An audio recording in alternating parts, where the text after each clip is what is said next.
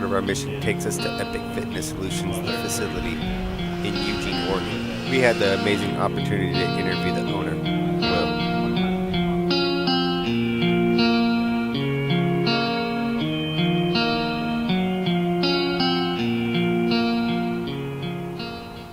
Okay. Okay, so, you grip up, get a good grip, grab my hand. Okay, so, well, just the basics of arm wrestling is there is side pressure, but it's in a pull. So you're gonna pull. Oh, this way. Yeah, you pull me and stretch me out. Then I have to fight to get back in, because if I get stretched out, I'm more vulnerable to being pinned. And if you can get me stretched out faster. So you're trying to go here. Yeah, that's exactly what you're trying to do. So the faster you can do that, and then as you do it, you want to wrist curl. Like that? Yeah, and drive your hand down. So like this? That's well, I mean, I drive down like that. You feel that pressure on your wrist? So I drive down like that as I'm pulling. Like this. And you pull hard, yeah, because you want to try to push him down while you're pulling. So I'll get to a pull right here, and then I'm like, oh, and then they pull back on me, and then I'm like, okay, fine, and then I'm like, I'll just drive down on that, and then eventually that extra pressure. It almost feels like you're cutting my injury. Yeah. So then that extra pressure on a person, they're not only trying to pull, now they're trying to pull up against all that. It'll wear their tendons up faster, so they'll tire faster, and so.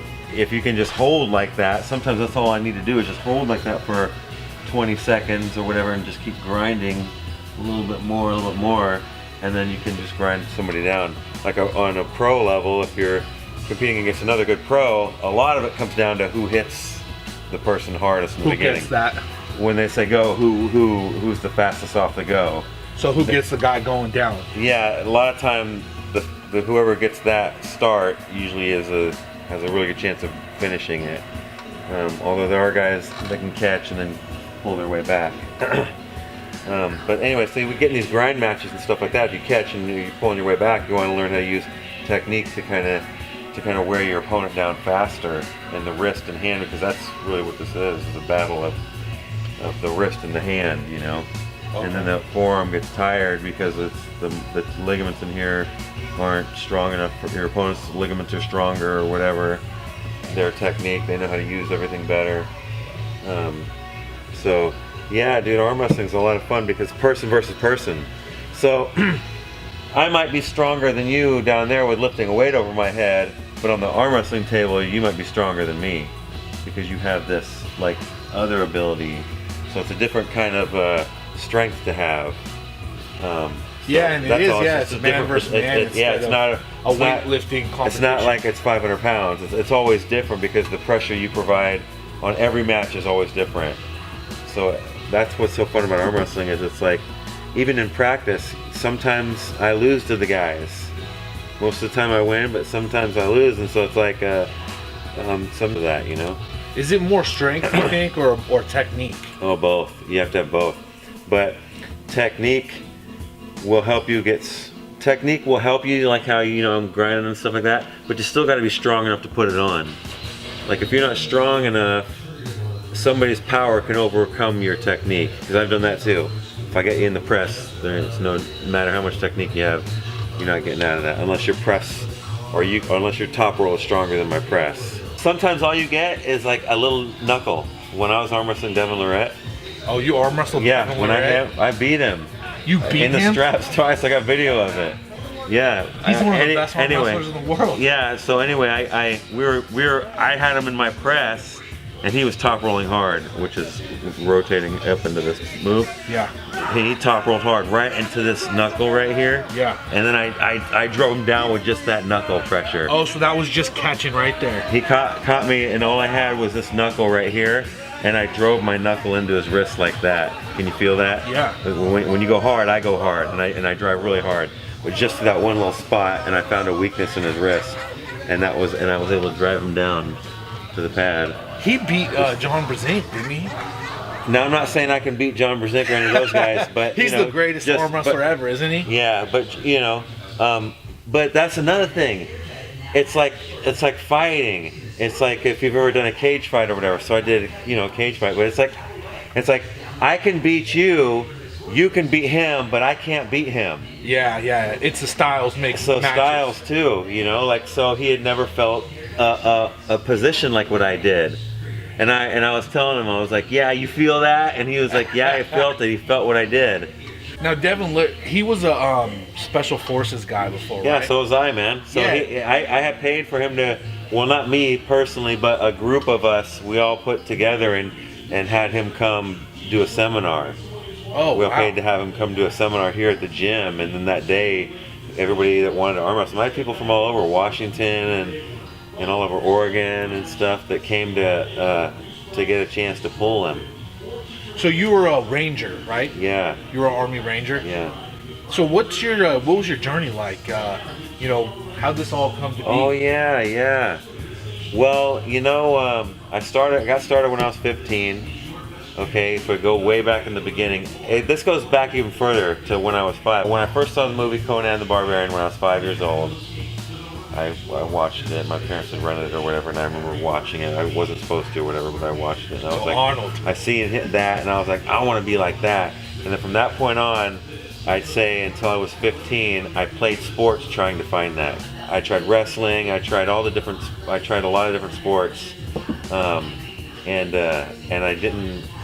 It didn't happen. I didn't grow any, because I'm 88 pounds as a sophomore in high school, dude. That's small, I started working out at the gym, and from that point on, I realized that this is how I'm going to figure myself out, is in the gym. From the very beginning, from even the first day, I realized that I wanted to also know what my true physical potential was in every angle. I wanted to see if I could be like an elite athlete. And so I tried powerlifting when I was 17. I did a bench press competition, but then I was wanted to join the military because I wanted to leave all this, leave the town that I grew up in. Where'd you grow up? Springfield.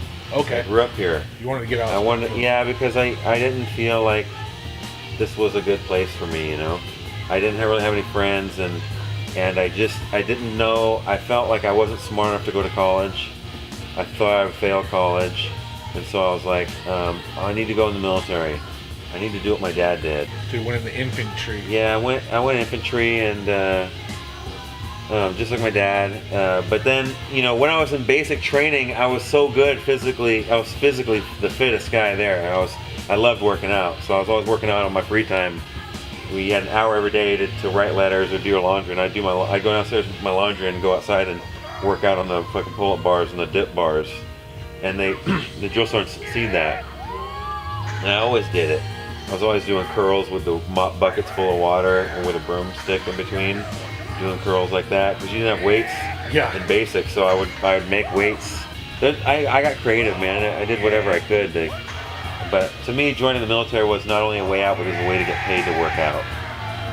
'Cause I was like, from the very, very beginning, I was like, I need to find a way to get paid to work out.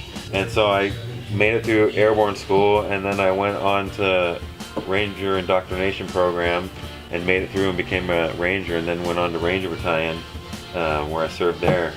That was a good time, but again, all I ever really wanted was to lift weights, and so going to all these schools and doing all this stuff was was getting in the way of my lifting. And then I always lifted after work, like after we got off work or after the day was done. I'd go to the gym, the Ranger gym. We had our own exclusive gym right there on our compound,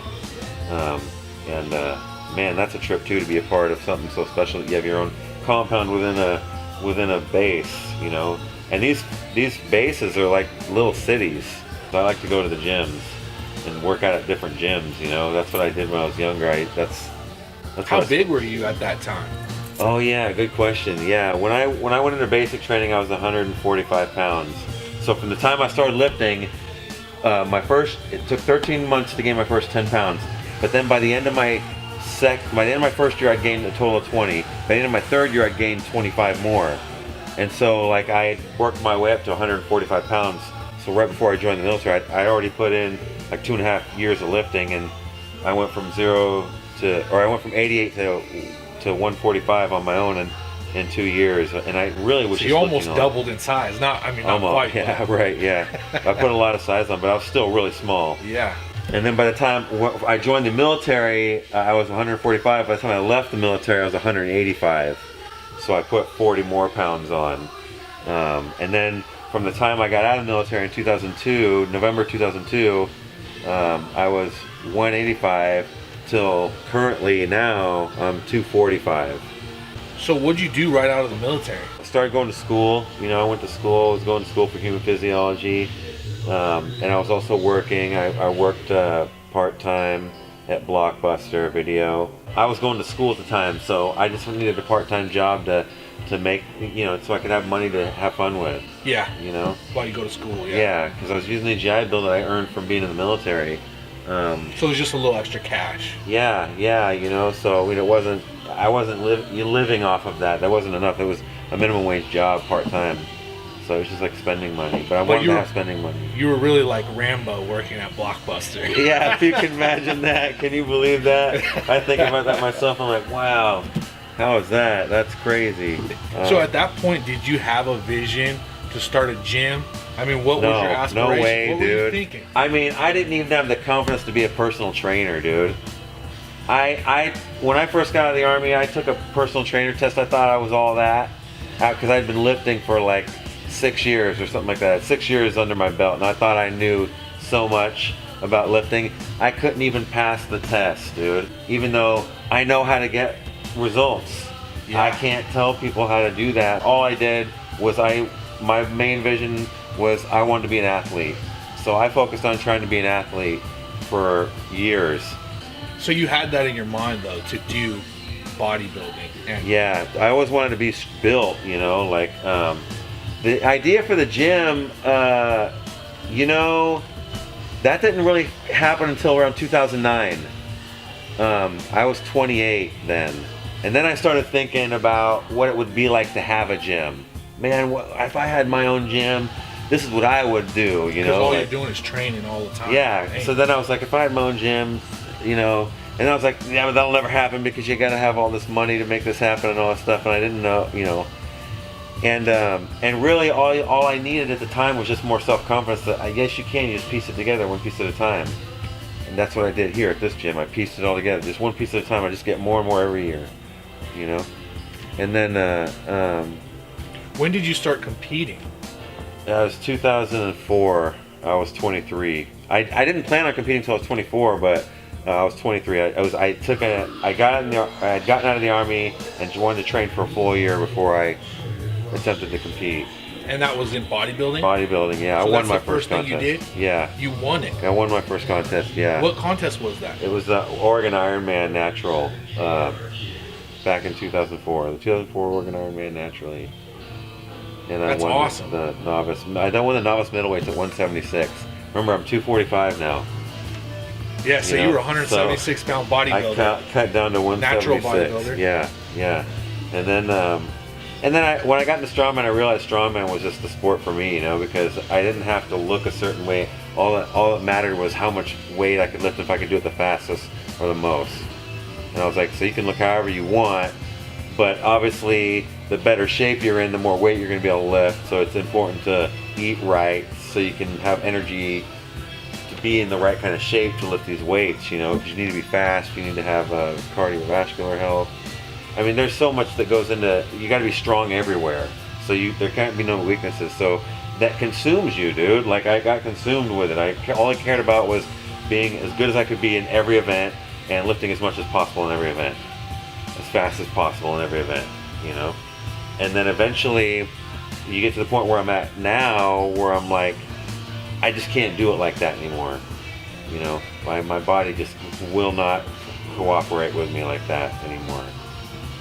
It just takes a toll, dude. Like I'm like, you know, it's crazy too, because I never thought it would happen. I thought for sure I was going to be the one that would be the invincible one. But I think every athlete that is trying to fight for that, their supreme best, believes that about themselves, because you have to kind of push yourself to do all this stuff, you know, and to compete in all these different sports at these high levels and lift all these weights and but that also drove me to make all this gym happen, because I wanted to have my own spot, and I wanted to have the most unique spot, and I wanted to have training tools that no one else had, and I wanted to be the real deal. I wanted to be the guy that was like, whoa, Will, the guy that does like everything. Yeah. You know, he doesn't just say, oh, I did this at this time in my life. He's like, he's always doing new things, you know? Yeah, so you did bodybuilding, and then did you... Strongman. You went straight from bodybuilding. Did you ever do any more contests in bodybuilding, or just one? I did 4 contests. I did 3 in a row, 3 years in a row. I won my first one, then I went open, light heavyweight, took 3rd my second year. Then I went open light heavyweight my 3rd year, where I was the heaviest guy on stage at 196. And I got 7th, and I was so mad and disappointed because I trained so hard for that. My first full power meet was in 2014, actually, but I'm totally elite. I totally elite in my first, and I won the show too. Yeah. You know, so I had the heaviest total that day by 3 pounds. I lost in the squat by a lot. I lost in the deadlift by a lot, but my bench press was so much better than the other guys that gave me what I needed, and theirs was so bad in comparison to their deadlift and squat that I was able to pull out a 3-pound victory, dude. I won by 3 pounds. That's crazy. That's awesome. Yeah. Did strongman build you up to powerlifting, or were you doing powerlifting training for strongman? Like, yeah, I did squat and deadlift and bench and all that. How did your training transition from bodybuilding I still into strongman? Yeah, okay. I used all of it. So I started training strongman specifically with a buddy of mine in Monmouth. So it was like an hour-and-a-half drive every Saturday. So I would drive an hour and a half every Saturday, even with my infant daughter, back then in 2010. And I'd put her in the little square, I'd open it up and let her stay there while I trained. And I would train at Western Oregon University in the parking lot out there with my buddy Alex Whitaker. He was the strength coach at the time, and he had a bunch of strongman equipment there. And so I would come out there every Saturday for like 2 years. I drove up there to train because I didn't have my own stuff. He had all the things that I really needed to get good at strongman. But here's the thing: the stones that he had. Oh no, he only had 1 stone. It was a 335-pound stone, and that's all we had. And so every time we did stones, it was like always at the end after we did a heavy log and heavy yoke, and then we would try to attack this 335-pound stone raw, cold every time.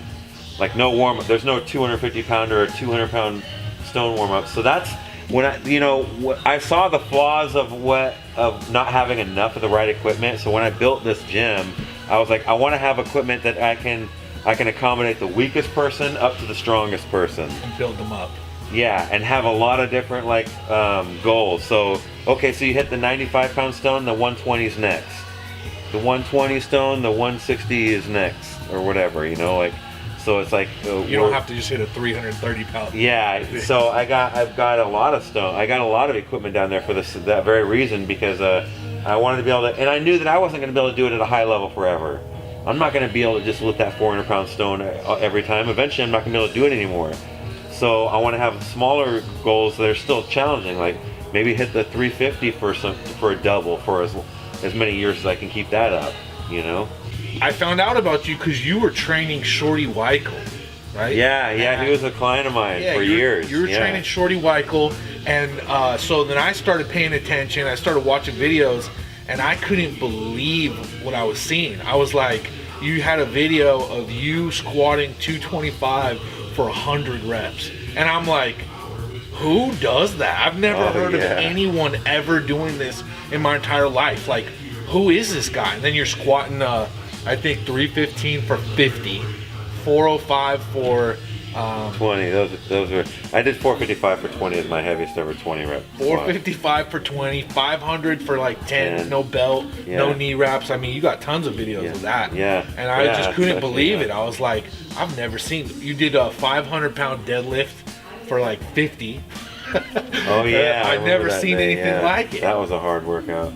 I remember what I felt like after that. Yeah, man. I was just, because that was just what I'm good at. I was just, like I felt like I want to show the world what I'm good at as far as like weightlifting. I'm like, I might not be able to lift the heaviest single rep max, but I have some really good endurance. So I can fucking like grind out some really good weight for a rep. The craziest muscular endurance of anyone I've Yeah, ever seen. so I was like, I wanted to, the whole 225 for 100 rep video, that is what started all that. The Really? 20 rep squats and the 50 rep squats. There's a guy, a pro strongman, who he squatted 405 for 20 reps one day, and he posted a video of it, and he was wearing a belt and everything, and I was like, and he was wearing all. I think he may even he was a pro strongman. He was a heavyweight pro strongman. He was over 300 pounds, like 320 pounds at the time or something like that. And I was like, I could do better than that. And I was getting ready for a bodybuilding show. This is in 2013, so I'm like 220 at the time. And I'm like, I can do better than that, and I'll beat your depth. And he was like, if you do that, I'm gonna squat 600 for 20. And I'm like, deal. 2 days later, I sent him the video. Hey, I did it. And he was like, holy shit. So he was shocked. I was supposed to get a sweater out of that I never got.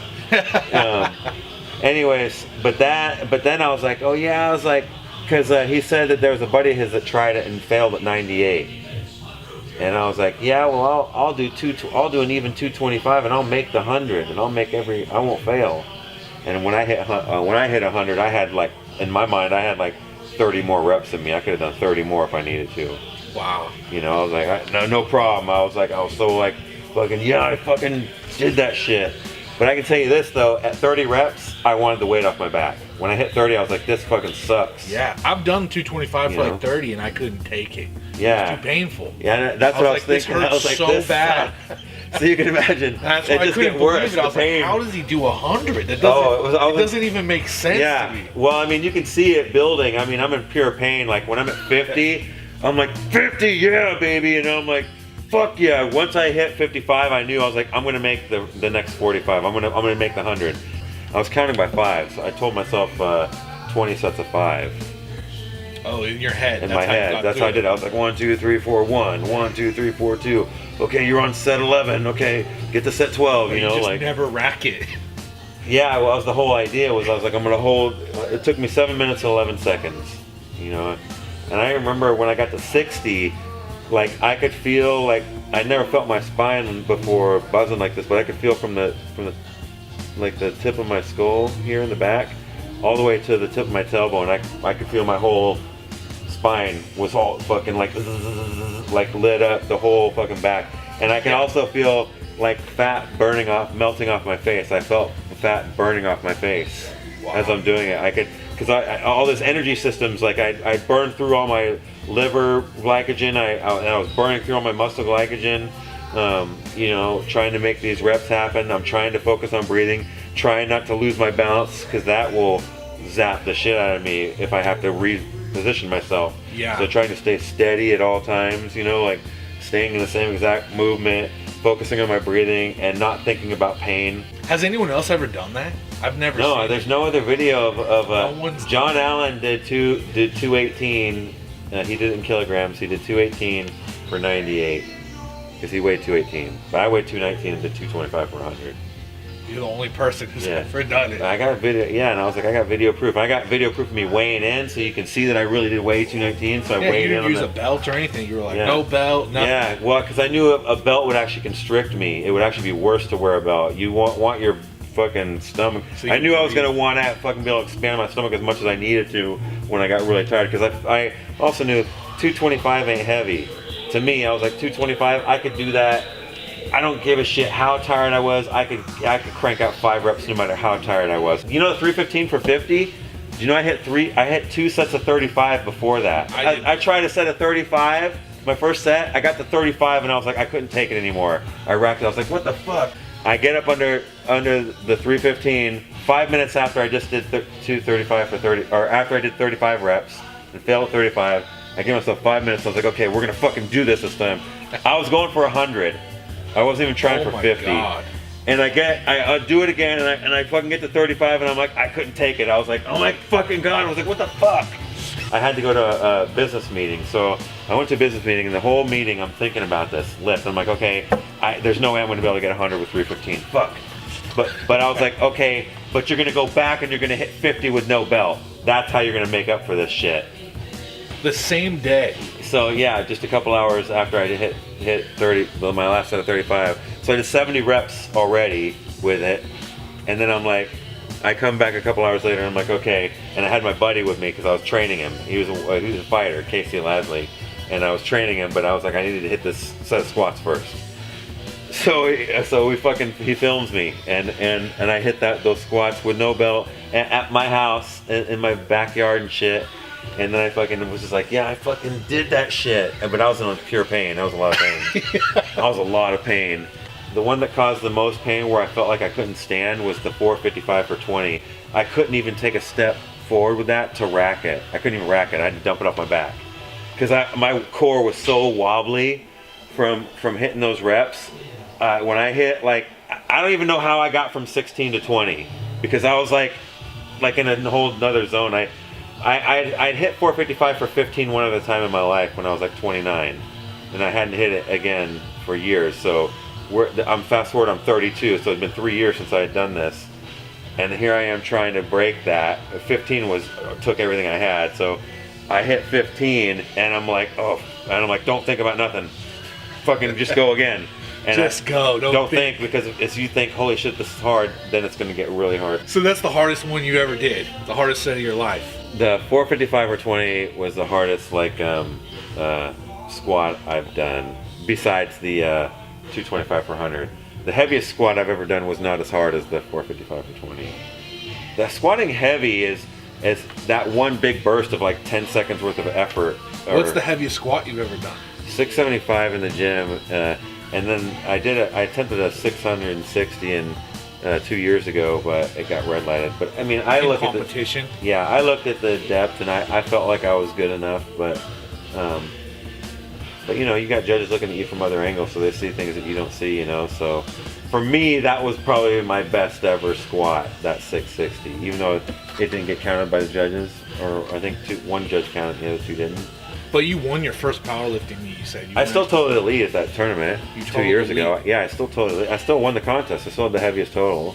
I had like a 1770 total or something like that. I mean, it's not like, but for this area, that's good, you know. I started doing all this other stuff to make myself better at strongman. So arm wrestling was only because it would force me to work on my grip, because I felt like my grip was weak in strongman.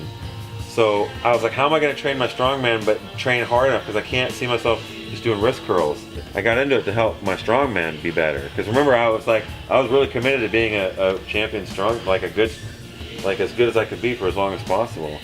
So you did Highland Games too? Highland Games, yeah. My buddy Mark Wechter got me into that. He's like my strongman mentor, or one of them. He lives up in Oregon City, up in Portland, but he's a world champion Highland Games thrower.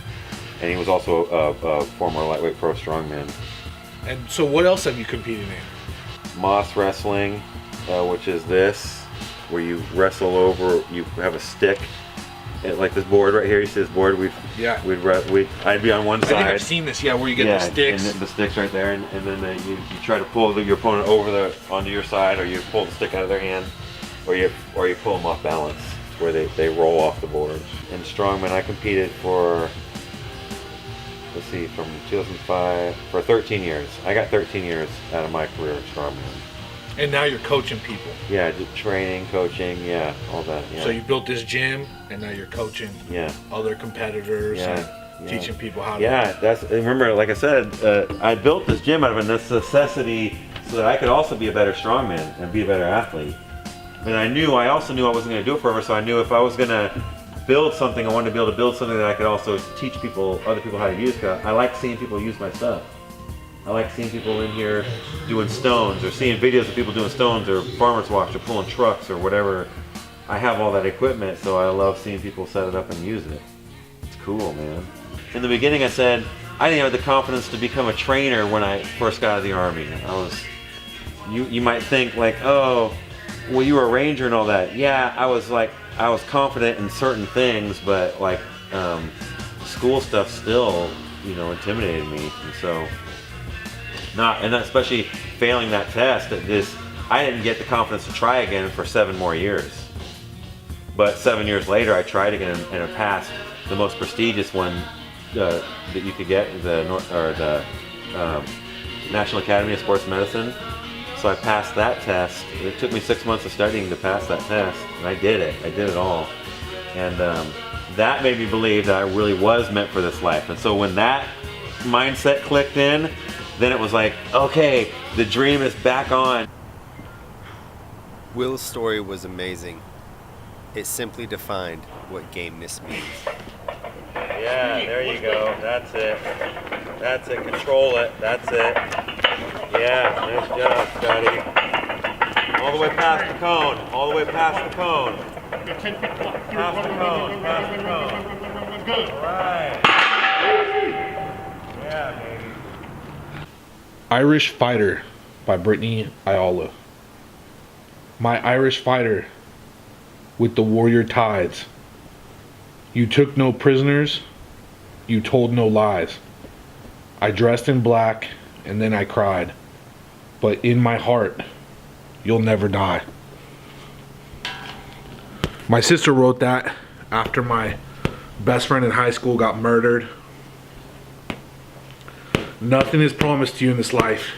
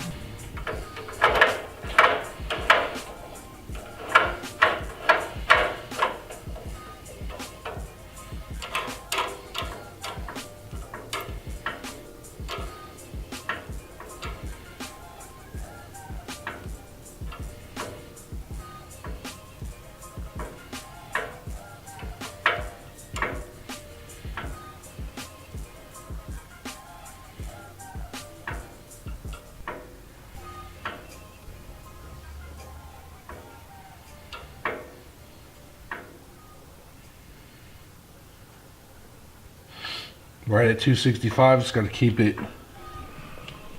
under 265 for this spot right here is named the Rubish deadlift with weights. It's named after my powerlifting coach, Pete Rubish. He does deadlifts here with weights. He can lift a lot more, but that exercise is actually named after him. That's why I got this. Right here, it says art is greater than science.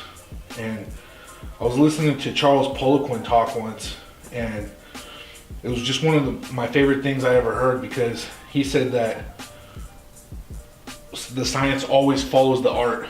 You have to experiment. You have to experiment over and over again until you prove something to be scientific information. The art is the experimentation, which always precedes the science. And I really liked that a lot. And my own training, I got really into the science and how you should train. And I got so into it that I stopped training actually with weights.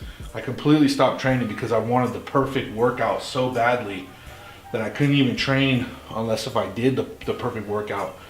And that quote kind of inspired me to let go of trying to make everything perfect and to practice the art and to experiment myself and note the different aspects of training, different things that I learned, the different sometimes you have to make adjustments that maybe the science isn't going to tell you in a book exactly, but you make those adjustments and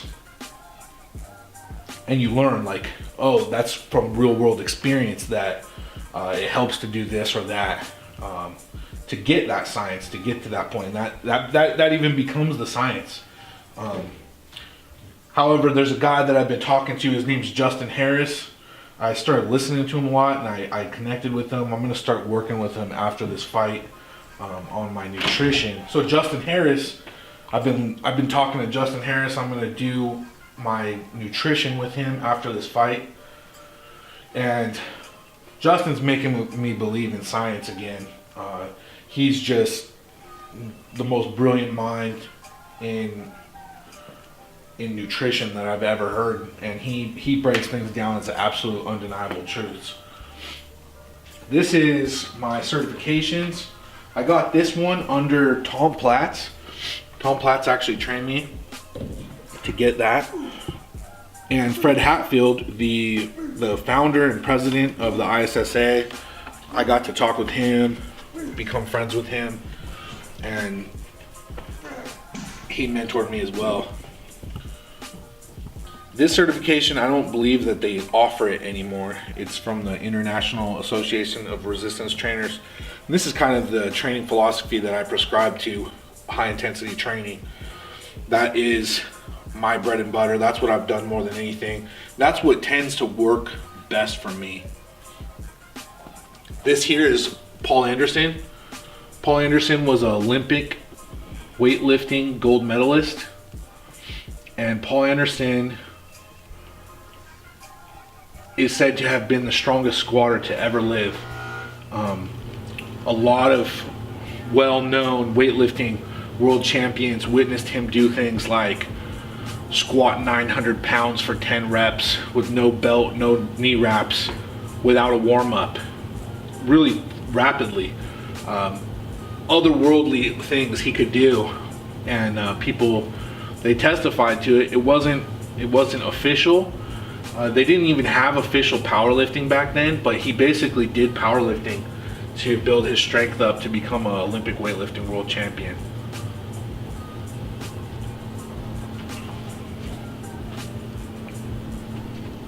Train like you fight.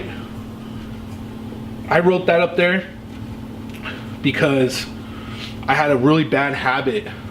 I don't know where it came from.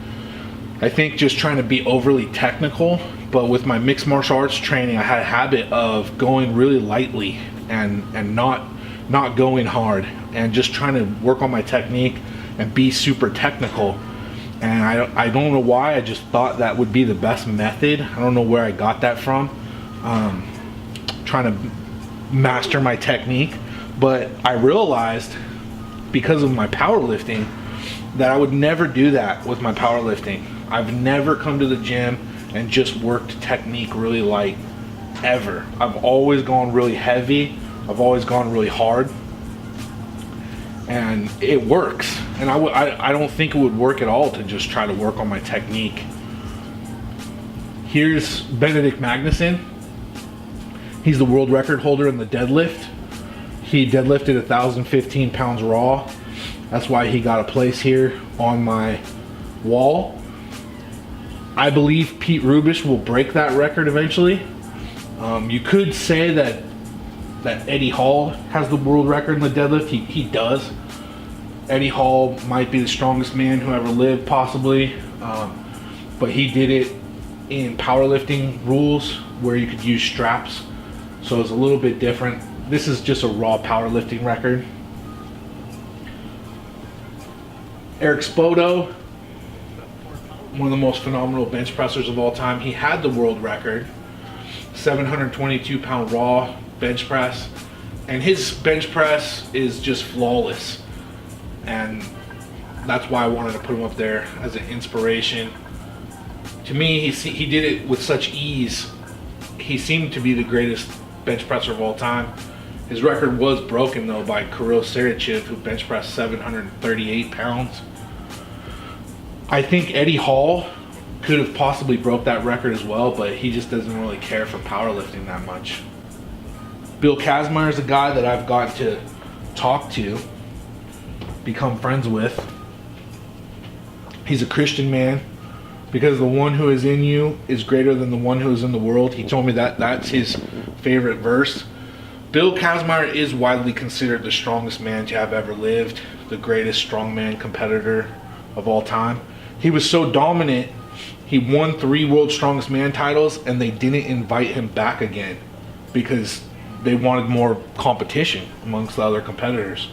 They didn't invite him, so what he did was he traveled the world and he broke all these strength world records, and he didn't train for them. That, to me, that's the strongest man, is a guy who could do something and he's not training specifically for that skill or that event.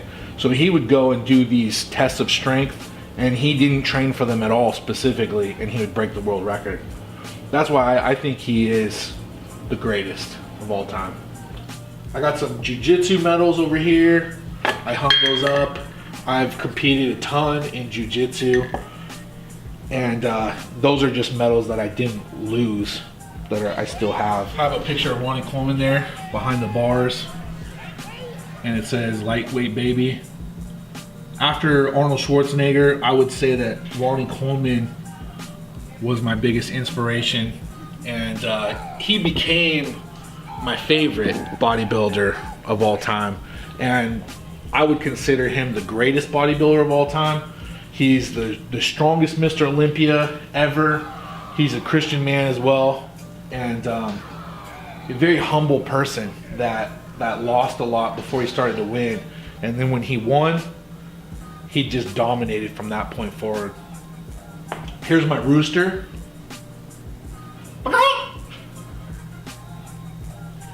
My Rise Gym banner, and it says Proverbs 18:10. That verse says, "The name of the Lord is a strong tower, the righteous run to it and are safe." I put that up there because the first question I ever asked Pete Rubish was, "What's your favorite Bible verse?" That's before he started coaching me, and I put that up there for him because he's a huge inspiration to me as a human being, as a Christian, and as a strength competitor. Pete Rubish is my favorite. He's my favorite weightlifter or powerlifter ever. He's the most intense. My thing's always been about intensity. That's kind of the training philosophy or style that I use. And Pete Rubish is the most intense competitor I've ever seen. I installed this washer and dryer to motivate and inspire me to be more like my coach, my powerlifting coach, Pete Rubish. He trained in a dungeon with a washer and dryer behind him and gained energy and strength from it. So I installed this to be more like my coach as much as I could, and then we just decided to start doing laundry because we have a washer and dryer in here. Might as well do some laundry. Pete is, I think he's the fourth, he is the all-time highest total in powerlifting for the 242 pound weight class. He totaled, I think, 2,200 pounds. I got to a point in my training where I had plateaued. My lifetime goals were to squat 600 pounds, bench press 500, and deadlift 700. On my own, I did get my squat up to 600 pounds. My bench press plateaued at 455 pounds, and my deadlift was 600 pounds. Within 10 weeks of working with Pete Rubish, I had gained the 100 pounds on my deadlift, and I deadlifted 700 pounds. And then the next 10 weeks, I took my bench press from 455 pounds to 500 pounds with much improved form as well. My form was pretty loose, and powerlifting, competitive powerlifters have very strict standards. And Pete Rubish, he made me pause my bench presses. It was very important to do things the correct way. His standards very high, and I was very impressed with his professionalism, with how he conducted himself. He gave me warm-up routines. He went above and beyond to help me in every single aspect. And the biggest thing I took away from working with Pete was how conservative he was. He's really known for being a guy that will attack the weights ferociously and go for crazy PRs and break records, and especially in the deadlift. He lifts weights that are unbelievable, especially for a guy his size. Pound for pound, he's probably the strongest deadlifter of all time. But he was very conservative when he trained me. I think the biggest reason that I had plateaued in my training myself was I was trying to jump 50 or 100 pounds all the time. I would go from plate to plate to plate and maybe throw a 25 on there. But Pete, every single workout, he was making these 10-pound adjustments. And I was working with weights 10 pounds every week. And he was very diligent, very methodical, very professional. And I started working with Pete because I needed help from somebody that knew what it was like to lift these heavy weights and had experience in it.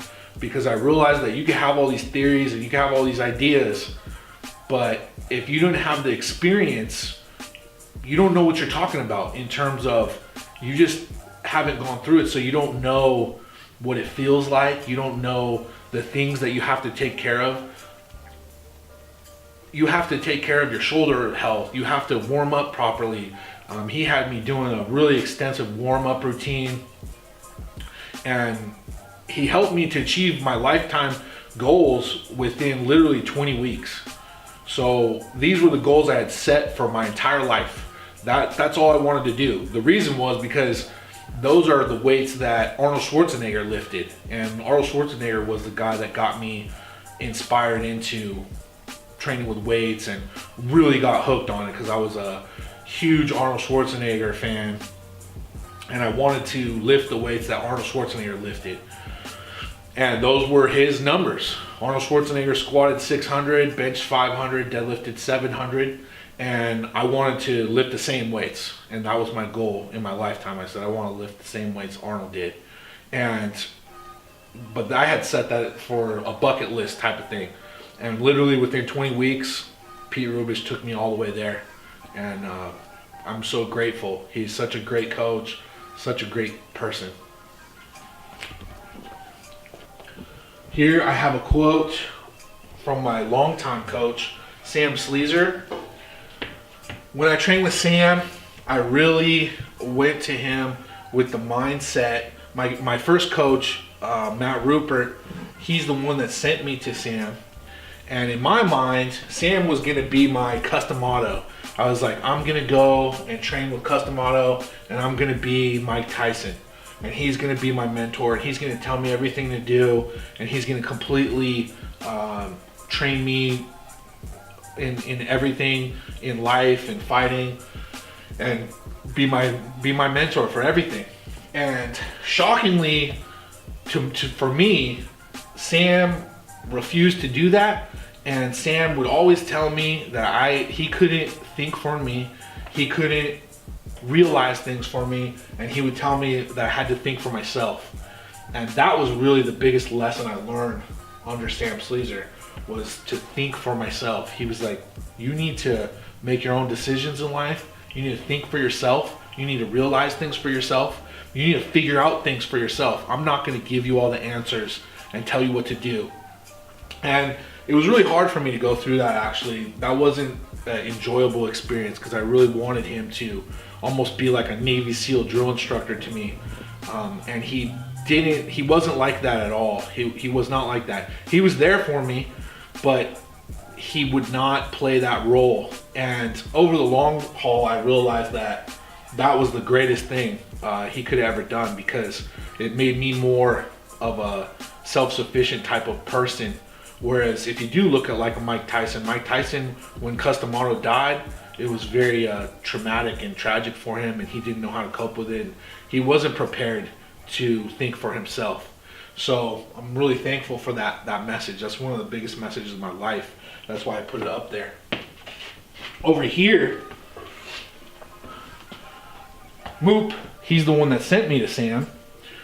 Matt Rupert, who his nickname was Moop. Who's the man?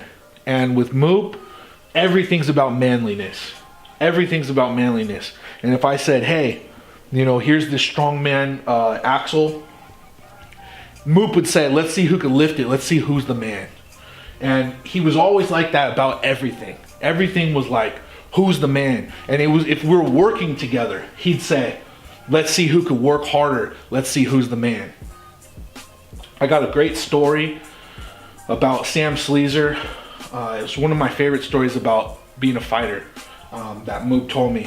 He said that when they were really young, Sam was sitting in the back of a pickup truck, and this guy, I won't say his name, I actually like the guy, I got to know him. He's a monster of a man, 6'5", 285 pounds. He used to be a linebacker on the Oakland Raiders. He came up because everyone was talking about how tough Sam was, because Sam was a boxing champion. And this guy came up behind Sam when he wasn't looking and punched him in the side of the head. He sucker punched him. Boom! And Sam went down in the back of the truck. And I've talked to Sam about this. And Sam, he said he was laying in the back of the truck and he got hit so hard, he said he was like, I should just stay down. I should just stay down. And he said that he couldn't. He couldn't stay down. It wasn't within him. He had to get up. And Moop tells the story that Sam got up out of the pickup truck and there was a basketball court that everybody would go to fight. And as Moop put it, he said that's where they would go to see who's the man. And he said that Sam got up out of the back of that pickup truck and said, let's go to the basketball court to see who's the man. And the biggest way to be the man is to get to somebody that doesn't even want to find out who's the man. And Moop said that the guy was like, nah, I don't want to fight. And so, you know, Moop had spent time in prison, and he said that's like, you know, he used to say is that's being punked out. He got punked out. And in prison, that's the worst thing you could do is be punked out. The best thing you could do is to always stand up and fight. And that was really what it was like being with these guys. It was, you know, just trying to prove that you're down and that you're willing to stand up and fight for yourself. And that's one of my favorite stories, though, about Sam. And I can say that Sam absolutely is the man. Scott still trains in powerlifting and strongman. He is currently looking for a fight to determine who's the man. This is Gameness.